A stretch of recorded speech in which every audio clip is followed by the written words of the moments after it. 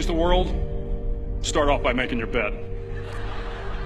If you make your bed every morning, you will have accomplished the first task of the day. It will give you a small sense of pride, and it will encourage you to do another task, and another, and another. And by the end of the day, that one task completed will have turned into many tasks completed. Making your bed will also reinforce the fact that the little things in life matter. If you can't do the little things right, you'll never be able to do the big things right. And if by chance you have a miserable day, you will come home to a bed that is made, that you made. And a made bed gives you encouragement that tomorrow will be better. To pass SEAL training, there are a series of long swims that must be completed.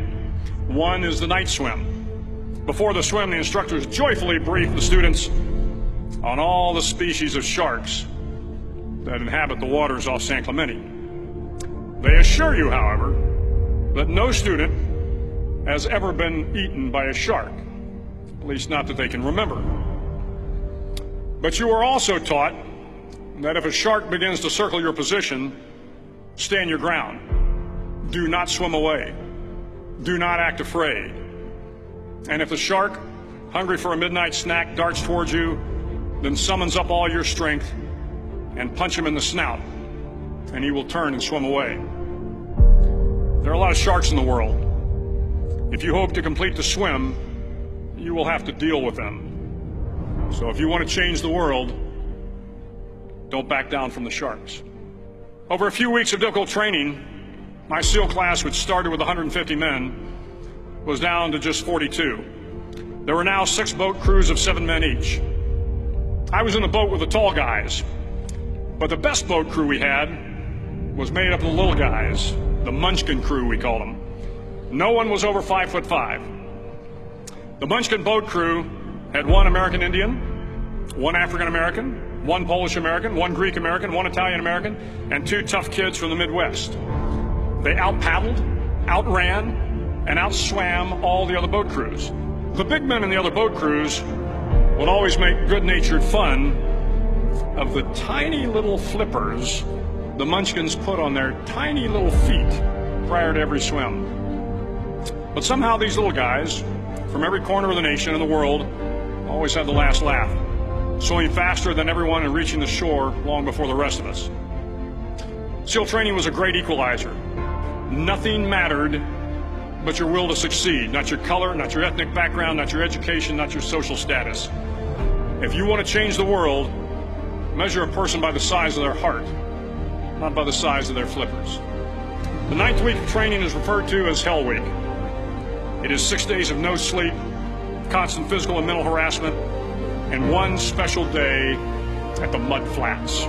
The Mud Flats are an area between San Diego and Tijuana where the water runs off and creates the Tijuana Sloughs, a swampy patch of terrain where the mud will engulf you. It is on Wednesday of Hell Week that you paddle down to the Mud Flats and spend the next 15 hours trying to survive the freezing cold, the howling wind, and the incessant pressure to quit from the instructors.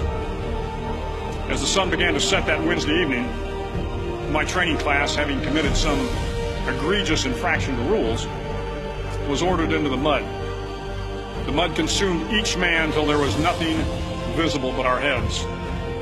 The instructors told us we could leave the mud if only 5 men would quit.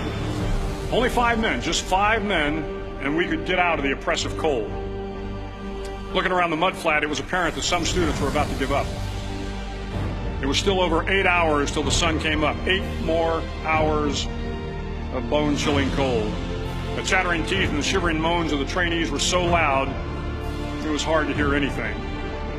And then one voice began to echo through the night. One voice raised in song. The song was terribly out of tune, but sung with great enthusiasm. One voice became 2, and 2 became 3, and before long, everyone in the class was singing. The instructors threatened us with more time in the mud if we kept up the singing, but the singing persisted, and somehow the mud seemed a little warmer, and the wind a little tamer, and the dawn not so far away.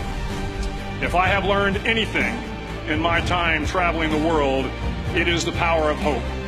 The power of one person, a Washington, a Lincoln, King, Mandela, even a young girl from Pakistan, Malala. One person can change the world by giving people hope. So if you want to change the world, start each day with a task completed. Find someone to help you through life. Respect everyone. Know that life is not fair and that you will fail often. But if you take some risks, step up when the times are the toughest, face down the bullies, lift up the downtrodden, and never ever give up. If you do these things, the next generation and the generations that follow will live in a world far better than the one we have today. And what started here will indeed have changed the world for the better.